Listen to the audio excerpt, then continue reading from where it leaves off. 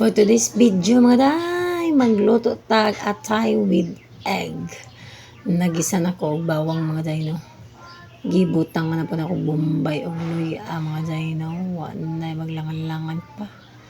Okay na to na mga day og pinalay. Butang man na nato og atay na mga day.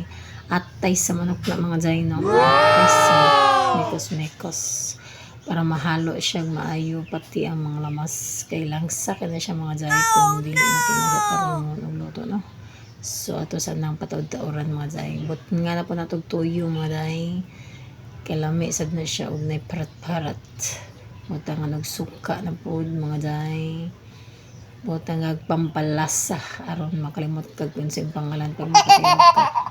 Butang na po natog paminta powder mga jay para halang-halang. Pwede ra po din nyo daghanon og butang paminta powder mga jay kay naapoy uban mga jay naganahan kay sila galang-halang. Kanadi ang lami sa paminta powder mga jay kung halang-halang ang niluto. Butang na natog isa ka balding tubig mga jay aron sabaw-sabaw na.